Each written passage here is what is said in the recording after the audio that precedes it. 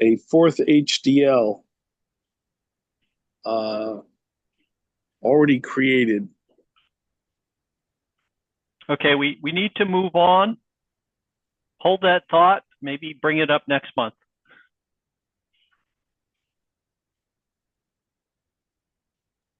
or Hello. conduct this in the chat. Hi. Just testing my audio again. Can you all hear me? We can hear you fine. Get on with the show. All Introduce right. Thank yourself. you. Hi. I'm Liang. I'm from Malaysia. I have been uh, giving give several presentations on this idea called Omni Web, and you can find out about it in this address listed below. And I have also posted the PDF in the chat area. And so basically, I'll just show you the front page of my OmniStar web. Now, that's what it says here. It is a free software project aiming at creating a truly decentralized web ecosystem, owned and operated by users and free software programmers. Now, this sounds a bit like blockchain and Bitcoin and what they try to achieve. And what I have tried to present in the past few presentation was that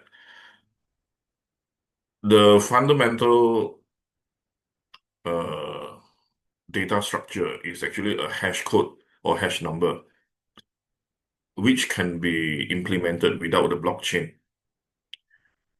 But I think the issues in the past was that I have not been able to find an analogy or a story to tell to explain to, let's say, laymen or even technical people, uh, what is this the meaning of a hash code and so on.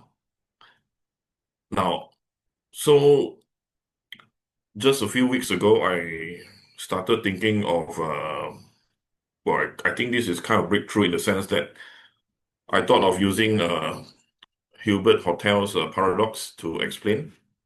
Now, for those of you, I'm sure, who are interested in the history of mathematics and all that, David Hilbert, from a German mathematician, proposed this paradox in 1924.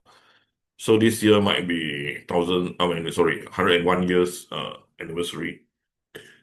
But I'm not sure any other mathematician celebrated this.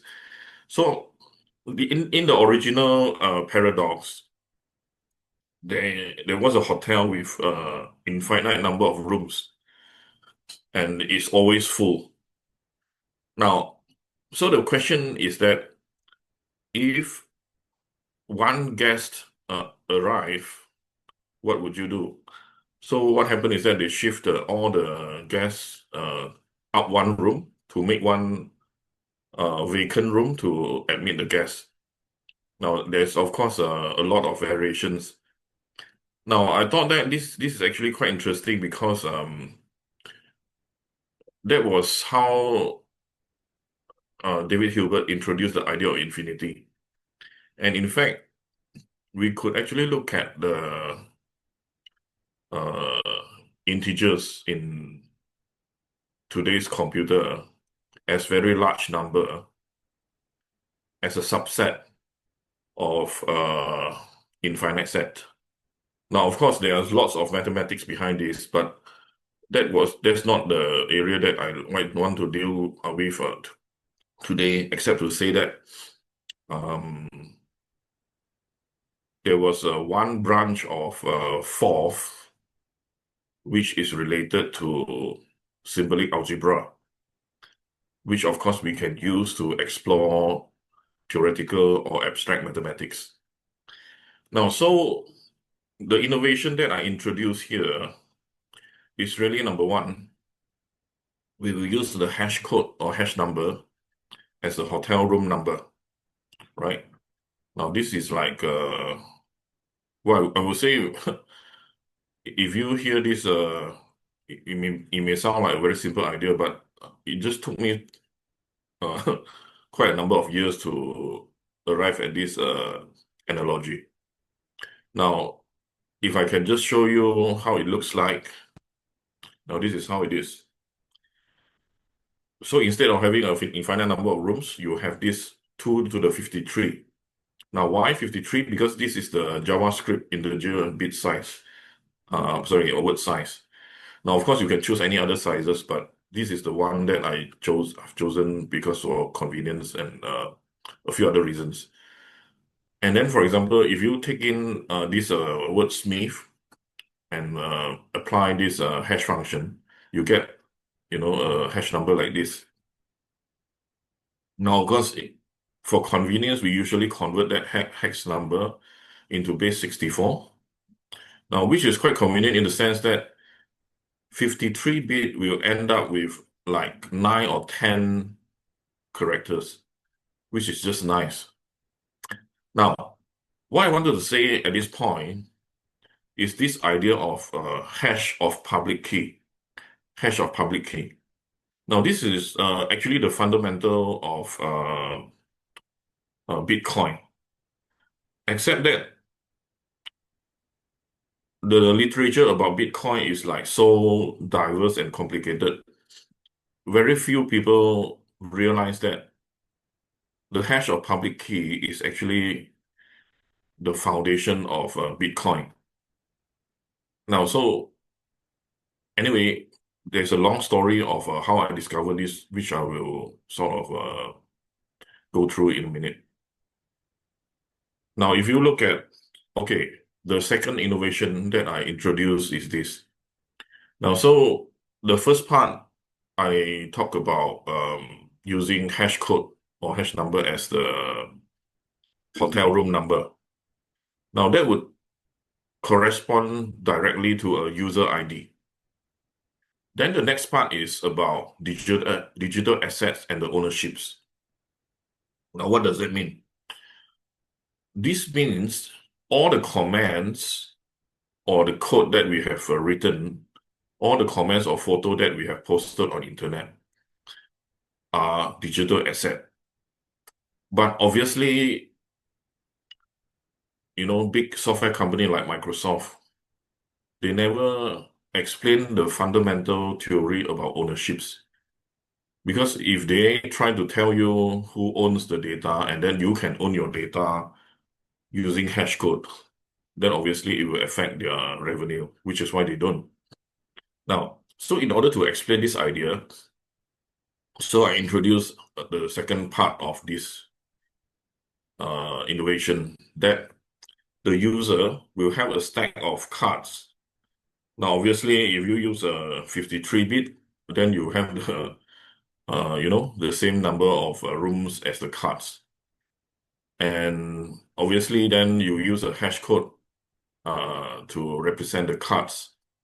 And then the contents will have a one-to-one correspondence to the hash code. Okay, now this is a bit detailed. So at this point, I'm just making the introduction about the second idea that I have to explain what is digital asset and ownership. The reason I want to do that is because I feel that it's very important because the ownership of digital asset is a bit like signature, when we sign a document, but there are very few discussion on that, and obviously this is an area which we should go in. And finally, to explain about the title. Now, this term Technofeudalism was actually introduced by the former Greek finance minister Yanis Varoufakis, and I'm not sure if anyone pay attention to him, but obviously he's like on the left side of the ideology. Now he proposed this term, and then the best diagram to illustrate that is actually this. All right. Now this is actually the chart that I kept every year. Every January we will have the results from these five biggest technology company: Microsoft, Meta, Amazon, Google, and Apple. Now, obviously, you see the trick I play here is MMAGA. Uh, anyway, I would say that this is just a coincidence to some certain politicians' slogan. So anyway, the reason I want to say this is I want to show you is that if you look at the revenue, nearly 1.8 trillion, right, and growing at 10%. Behind this is an unknown amount of free software and private users' data, right? And then the free software programmer and the user don't get enough compensation, right? Because whoever, like for example, when you sign up with Google or Microsoft, in the fine print, they will never explain to you how do you claim back your ownership. Now, so this is the kind of battle that we're trying to fight now. Now, coming back to the solution. So now this term is the term that I propose, metanarchy, which means, let me see, okay, it's here. It's taken from two words, metaverse and monarchy, or anarchy, if you like. So it means a governance in the metaverse with based on decentralized transactions. Anyway, if we put technofeudalism and metanarchy in terms of Hilbert's hotel, this is something that you end up with. So in the current techno-feudalism scenario, Hubert Hotel is owned by these MAGA shareholders, right? Now, with the Omni Web Metanarchy, a part of the Hubert Hotel, okay, is owned by the guest. And then the shares are determined by the contents of the stack of cards. Now, of course, you see what I'm trying to do with a few of these words like stack. Now, obviously, there are deeper relationship which we can explore later, but so up to this point, it's just a quick introduction about this whole idea of how we use Hubert Hotel to explain the idea of digital assets and ownerships. Okay, so before I carry on, if anyone have any quick questions, just let me know.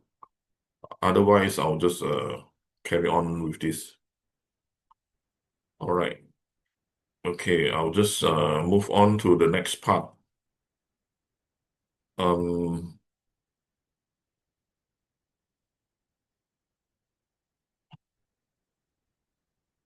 Okay, so the second part, what I will do is that I'll have a quick compare with how Forth define this column definition. Now, obviously, this is the syntax everyone is familiar with. In terms of JSON, there are actually two representation. One is the array representation that looks like this. Okay. So it start with a square bracket and now with a square bracket. I think I make a mistake here to forget to include that. But anyway, it's on the web page, and I will update this for you. Then another notation for JSON is actually the associative array, where the key is uh, I mean, it's not a number, right? It's like ABC string, right? They use string as a key. So they are just these two formats of JSON. I mean, this is just fundamental data structure that every JavaScript programmers knows. But the crucial part here is that we can actually introduce hash code into JSON itself. All right. Now that actually makes some very interesting. It creates a lot of very interesting properties. Okay, for example, okay, let's say if we actually take this whole JSON string, and now this is actually a for script shell that I have created, which generates the hash code. So what I'm trying to show here is that there is actually a recursive or circular property. You can turn the string into a hash code, and then you put the hash code back into the string, and then you go on and so on. Now, that actually makes it possible to represent ownerships of these digital assets, or okay, which includes data and source code very conveniently. As in, like, this is not an idea that was created by any programmer. This is actually the fundamental property of integer, right? Now, I wouldn't go on to explore that too much because I think I only have maybe 5 minutes left. But at this point, I would just like to uh, I wouldn't say I try to answer the the the question that was put up here. What is the relationship between hash code and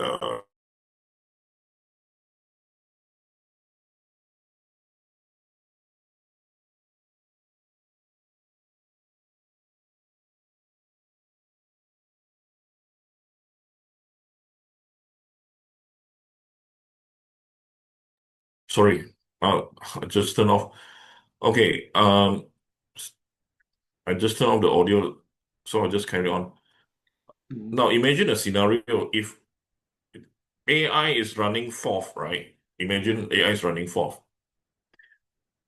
Now, what would be the most convenient way for AI to represent to create a word to represent the string of commands as such. Okay, so one possible solution would be using the hash code itself. So can you imagine, like, this hash code is actually derived algorithmically, okay, by the computer to represent the string. Now, the word that we use for all whatever, fourth word definition are actually semantics. Now, so obviously, there's an interesting question here about how we can relate semantics to uh, hash. Okay, so I wouldn't say I try to give the answer completely here, but maybe just to give some ideas of possibility to explore.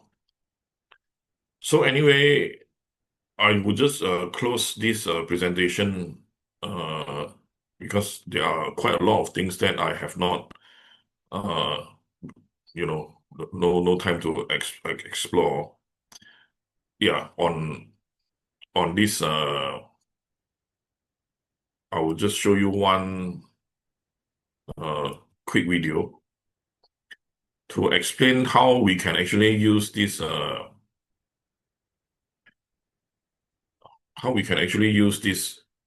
hash code for let's say SVFix membership.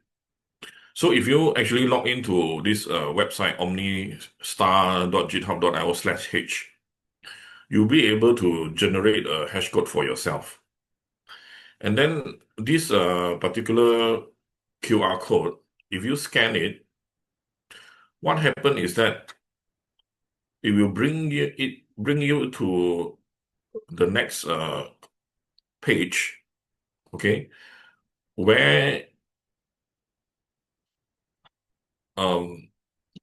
you see that here, this hash code was a previous hash code, which will become your parent hash code. So it's a bit like a hierarchy. You can create a hierarchy of trees doing this. Now, of course, there are lots of application, especially in multi-level marketing, right? Yeah. So I wouldn't spend too much time now to explain, except that to leave a message. I mean, just to say that you can actually, sorry, I just want to stop the video here. You can explore this idea further as like, for example, we can use this Omni hash to as a ID for SVFix membership, which is decentralized. If you want to do this experiment, because all this is completely free. I mean, there's nobody controlling this thing at the moment. Yeah, and I would just say one of the last thing that I just realized today is that this could be a very good I mean way to create a survey app.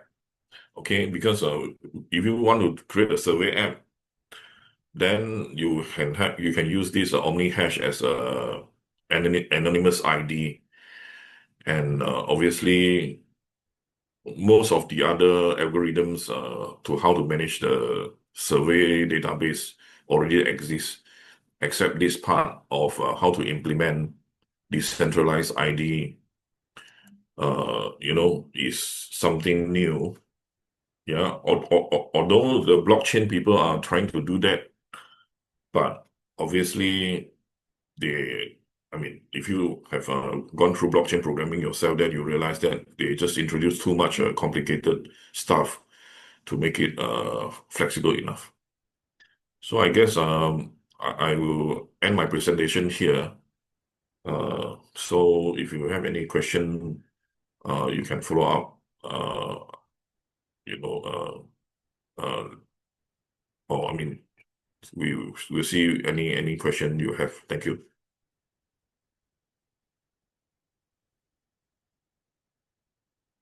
I'll just unshare my.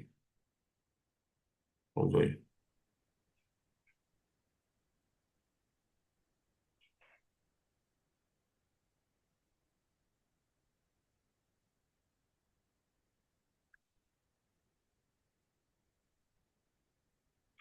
Are there any questions? Hello. Are there any questions for anyone?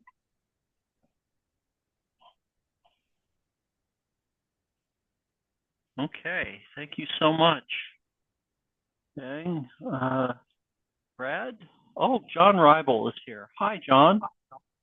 John is. Hello, everybody. All right. He precedes us to the venue for lunch. I want to remark before we go to the last speaker that those of you that don't have any quarrel with MeetUp should register for the meetings.